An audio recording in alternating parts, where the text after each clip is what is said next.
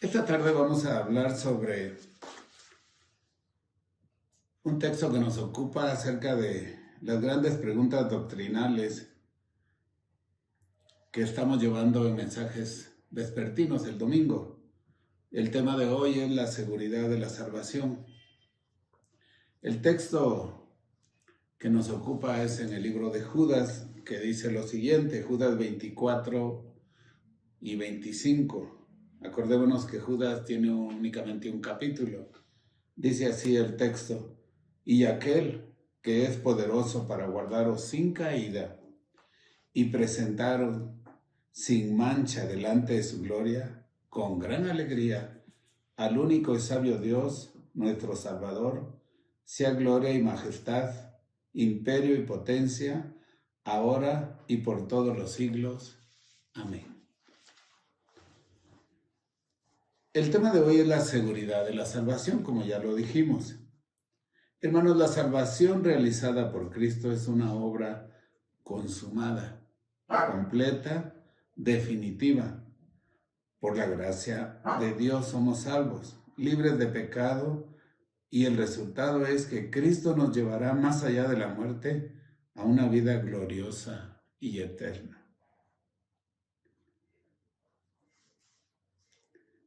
El capítulo de Primera de Juan, capítulo 2, versos 19 y 20, nos da una idea de por qué hay muchas personas que dudan de que la salvación se puede perder. El texto dice lo siguiente: salieron de nosotros, pero no eran de nosotros, porque si hubiesen sido de nosotros, habían permanecido con nosotros. Pero salieron para que se manifestase que no todos son de nosotros. Pero vosotros tenéis la unción del Santo y conocéis todas las cosas. Primera de Juan, capítulo 2, 19 y 20. En este pasaje se mencionan dos grupos de personas. Primero diremos los que son salvos, los que permanecen en la fe. Son los que están ungidos por el Espíritu Santo, ungidos por Dios, nacidos de nuevo, creyentes en Cristo, con una mente transformada y conociendo todas las cosas, aquellas que son como el arrepentimiento, el bautismo, la salvación, la fe, la vida eterna, etc. En cambio, el otro grupo, el que sale de la iglesia, dice, en realidad no habían creído. Como dice un dicho popular, nadie puede perder lo que no tiene. A veces decimos, esta persona ya perdió la vergüenza. Resulta que pues nunca tuvo vergüenza, es un sinvergüenza, como decimos. Este segundo grupo no habían sido salvos porque no tenían la fe, no habían creído en Cristo, por tanto, pues no perdieron nada. No perdieron la salvación en sí porque no la tenían. En esta hora, hermanos, quiero hacerles una pregunta importante. ¿Está usted seguro de su salvación? ¿Ha entregado su corazón al Señor Jesús? ¿Usted ha nacido de nuevo? Si hoy muriera, si hoy el Señor lo llamara, ¿a dónde iría? Si fuera el arrebatamiento de la iglesia, ¿sería usted llevado o se quedaría aquí? Es importante que usted se haga estas preguntas. Estamos hablando de la salvación, de que la seguridad de la salvación. Sin embargo, tenemos que explicar qué es la salvación. En el uso netamente cristiano significa salvar de la muerte eterna a una persona con la vida sempiterna. Y digo la palabra sempiterna porque sempiterno significa que tiene un principio, pero no tendrá un fin. Cuando nosotros creemos en Cristo, inicia nuestra vida eterna. pero antes no la teníamos. Hace falta creer en Cristo para recibir del Señor esa salvación. Y a partir de ese momento, nuestra vida ya es eterna, por eso se dice sempiterna. Hay muchos pasajes en la Biblia que mencionan acerca de esta salvación. Solamente quiero que veamos en el libro de los Romanos cómo se da esa salvación y quién la da. Dice Romanos 5:9, pues mucho más estando ya justificados en su sangre, por él seremos salvos de la ira. Cristo nos justificó, es decir, nos declaró justos. Por su muerte, que fue en nuestro lugar, Él logró que Dios nos viera limpios ya de pecado. Él aplicó su justicia al dar su vida, al morir por nosotros, se nos aplicó esa justicia que Dios demandaba y que Jesús lo hizo sacrificándose en la cruz. El verso 10 también dice lo siguiente, porque si siendo enemigos fuimos reconciliados con Dios por la muerte de su Hijo, mucho más estando reconciliados seremos salvos por su vida.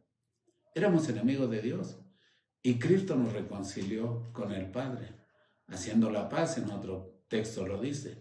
Así que ya somos hijos y seremos salvos, dice, por su vida. El verso 15 de este mismo capítulo 5 de Romanos dice lo siguiente, pero el don no fue como la transgresión, porque si por la transgresión de aquel uno murieron los muchos, abundaron mucho más para los muchos la gracia y el don de Dios, por la gracia de un hombre, Jesucristo. La transgresión fue de Adán.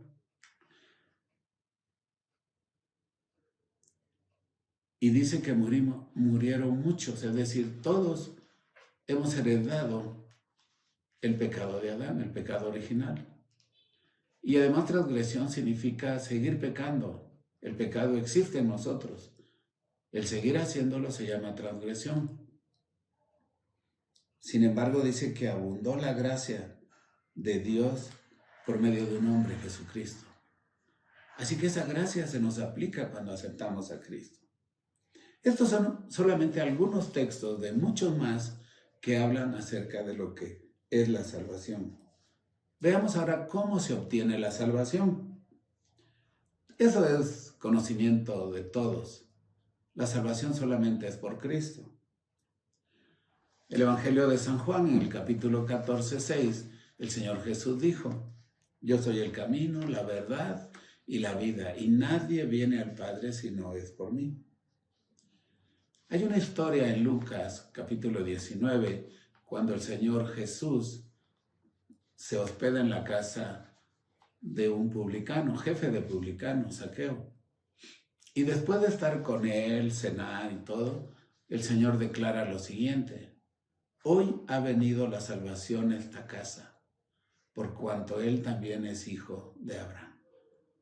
Este hoy que Jesús dijo, se puede trasladar al día de hoy. Hoy es el día de salvación. Hoy la salvación puede llegar a todas las personas que hace falta que las personas crean en Jesús, así como lo hizo Zaqueo. Y el Señor dirá, hoy llegó la salvación a esta vida, a esta familia, a este hogar. Hay un texto que es hermoso, hermanos. Ese lo escribe el apóstol Pablo, trasladando un texto del Antiguo Testamento y lo escribe en 2 Corintios, capítulo 6, verso 2, y dice así. Porque dice, en tiempo aceptable te he oído, y en día de salvación te he socorrido. He aquí ahora el tiempo aceptable. He aquí ahora el día de salvación. Reafirmando lo que decimos de Lucas 19:9 respecto a Zaqueo. Hoy es el día de salvación. Todas las personas pueden ser salvas en el momento que lo decidan, en el momento que quieran, entregando su vida al Señor Jesús y tendrán la salvación. Además, agregando otros pasajes, por ejemplo, el de Hechos 4:12, dice que no se ha dado otro nombre bajo el cielo en que podamos ser salvos, sino solamente en Jesús. Pasemos ahora a ver la seguridad en sí de la salvación. Hermano, la seguridad de la salvación es una obra de Dios. Una vez que se recibe es para siempre.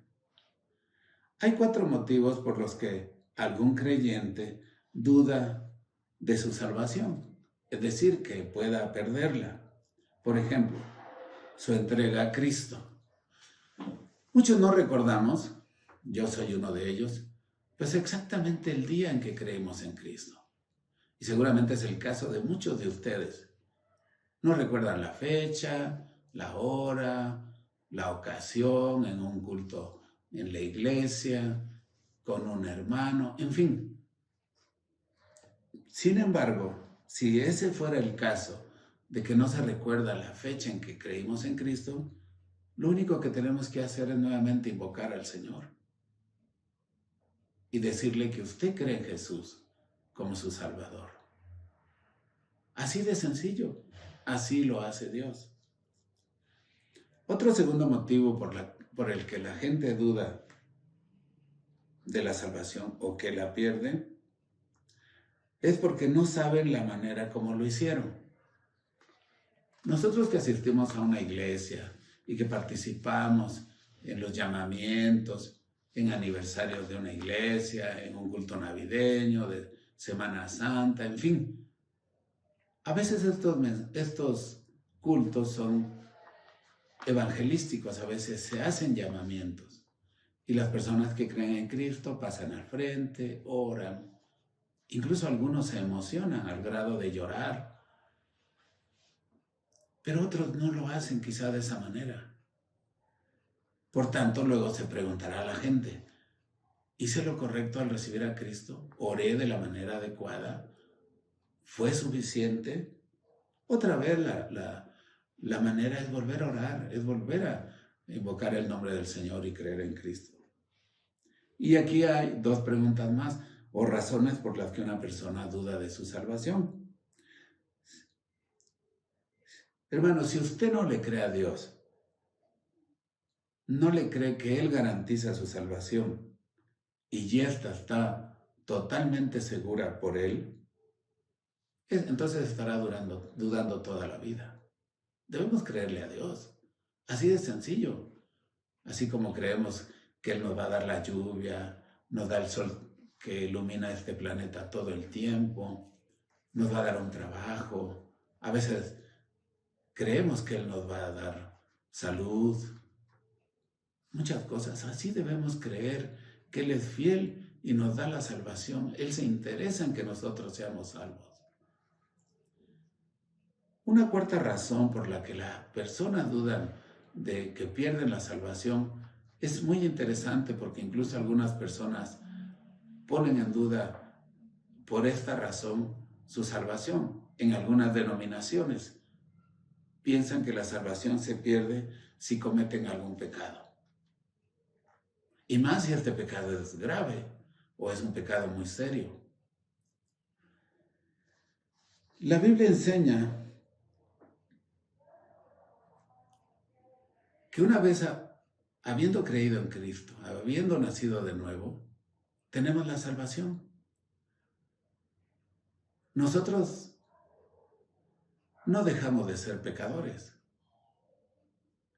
Lo que sucede en nuestra vida como creyentes es que vamos superando ese pecado y cada vez se puede dar menos en nosotros.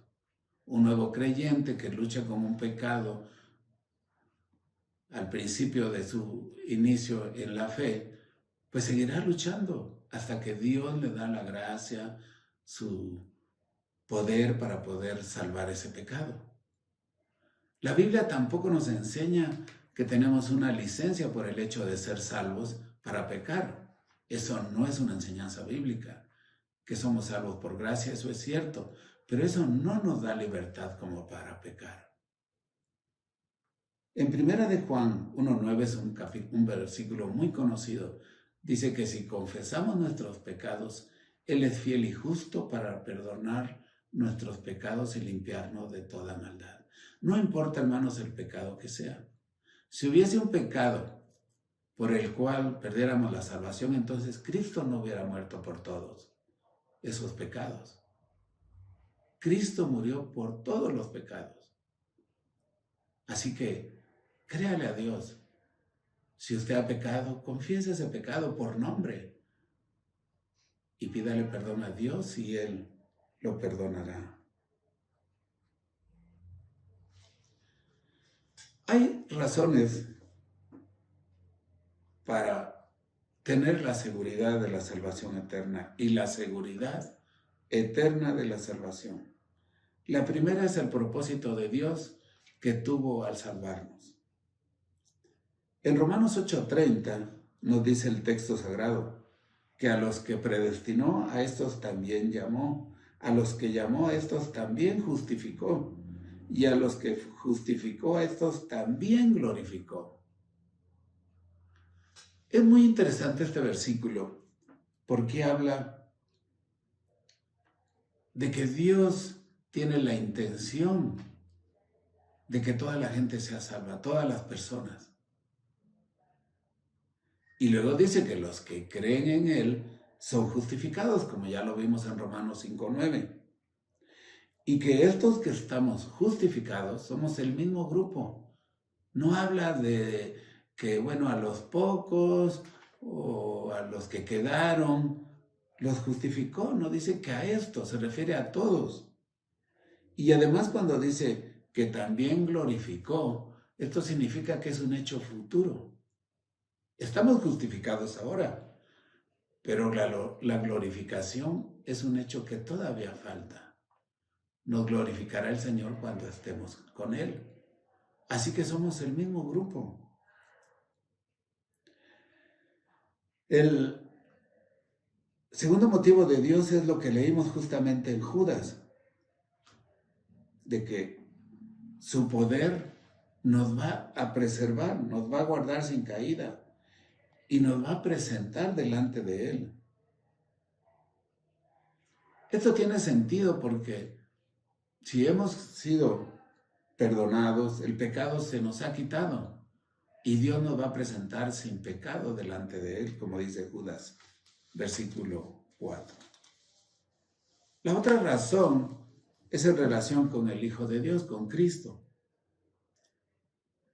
Y es este hecho basado en su muerte. Pablo hace dos preguntas muy interesantes en el capítulo también 8 de Romanos. Dice, ¿quién acusará a los escogidos de Dios? ¿Quién los condenará? La respuesta, hermanos, es que nadie. Nadie puede hacerlo, porque Cristo murió, resucitó e intercede por el creyente. Si hubiese un pecado por el cual el creyente pudiera perder su salvación, entonces Cristo no pagó por ese pecado. Además, el Señor Jesús también dijo lo siguiente, y esta es la voluntad del Padre, el que me envió, que de todo lo que me diere no pierda yo nada, sino que lo resucite en el día postrero. Y esta es la voluntad del que me ha enviado, que todo aquel que ve al Hijo y cree en Él, tenga vida eterna, y yo le resucitaré en el día postrero. Esto está en Juan 39:40. Esta razón es la que el Señor Jesús nos da. Y debería ser suficiente. Cualquiera de las razones que hemos expuesto aquí, bastaría una sola para creerle a Dios. Una sola. Pero tenemos la razón del Padre, en este caso la razón del Hijo, y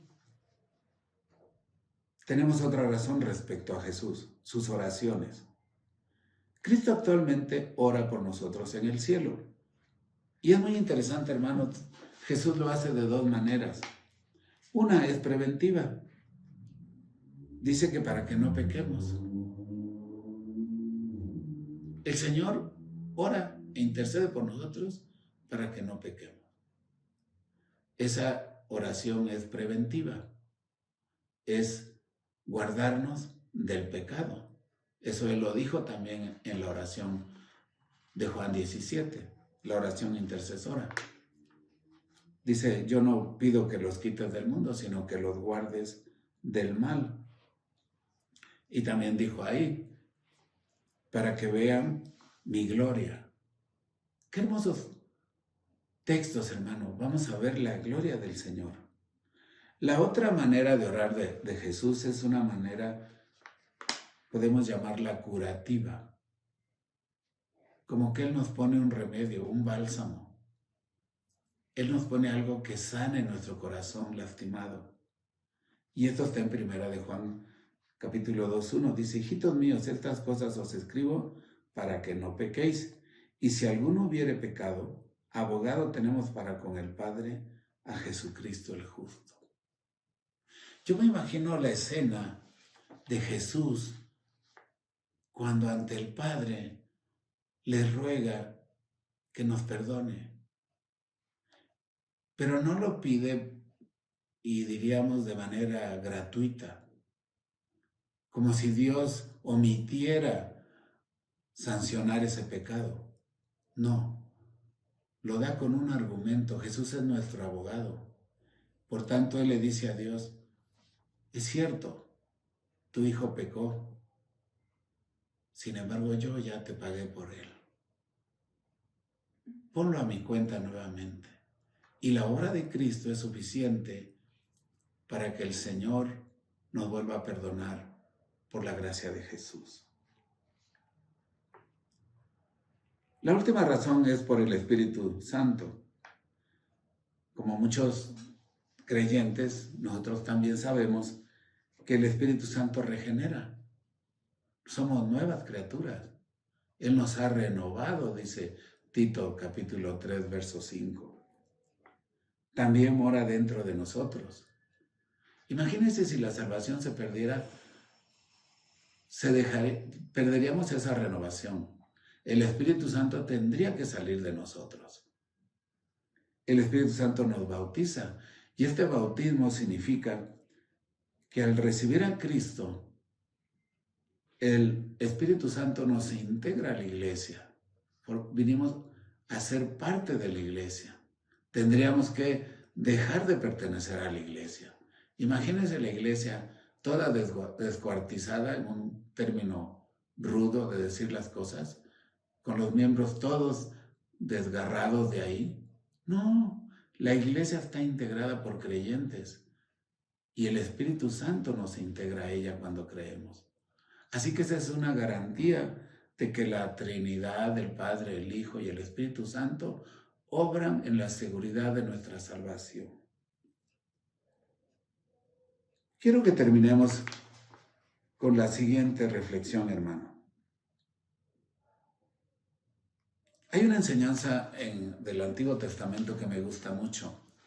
Resulta que cuando Josué conducía al pueblo para llegar a Canaán, antes de cruzar el río Jordán, envió espías a la ciudad de Jericó.